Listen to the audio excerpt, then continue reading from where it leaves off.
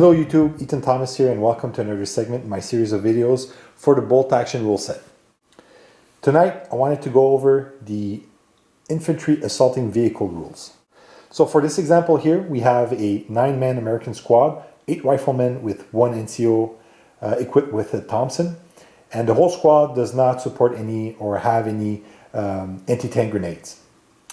They're attacking a Tiger tank that is currently stopped onto the road and looking at that Sherman.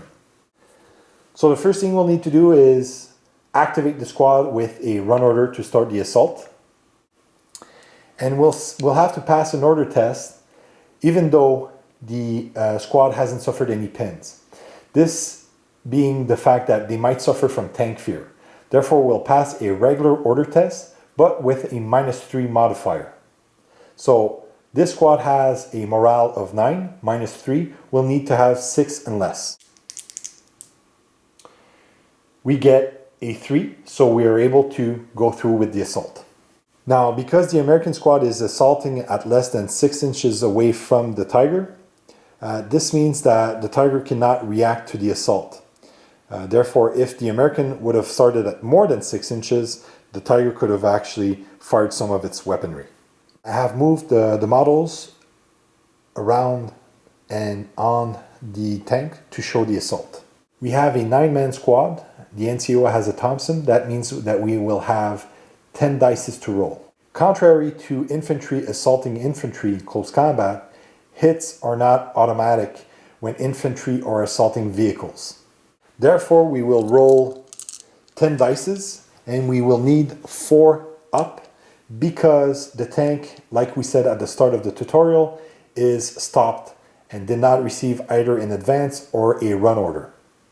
In the case that it would have had an advance, we would need to have 6s, and in the case of a run order, the tank would be moving too fast, so therefore we wouldn't have been even able to do the assault. So let's see how many hits we're able to get. 7 hits. Now, to these 7 hits, we'll add 1d6. And we get a 6. So, 7 plus 6, that means that we get 13. This would be normally a penetration hit onto the Tiger. But like we said at the start also of the tutorial, in this case, the American squad does not have any anti-tank grenades or anti-tank weapon. This means that we will only cause superficial damage onto the Tiger tank. So in this case here, we get a 5 minus 3, we would get 2, so the tank would be immobilized. Now, because the tank is immobilized but not knocked out, and like regular close combat between infantry, we will still need to roll a d6 to regroup the infantry.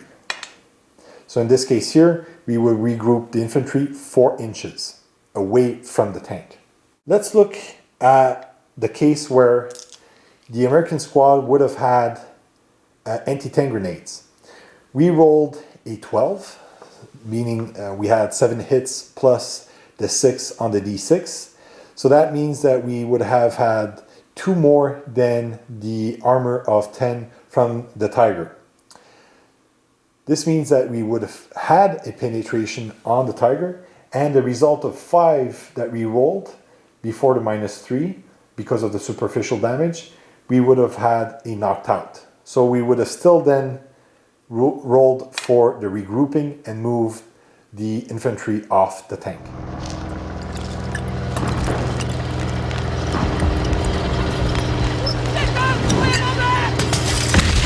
Now, let's look in the case where we assault a open top vehicle. In this case here, we have a Mortar 3. The results that we got before were, again, 7 hits plus 6. So we had a total of 12. In the case here, as long as we're over 7, we don't need to actually roll onto the damage results on armored targets. And we do not cause just superficial damage if we don't have any anti-tank grenades. As soon as we register more than the armor, this being 7, we automatically destroy or knock out the tank. So a quick tip for you guys on the battlefield, be really careful with the positioning of your open top vehicles, because now you know when you have infantry assaulting it, doesn't take much to actually knock it out. So that's it for me for tonight. I hope you enjoyed, and please stay tuned for my next videos.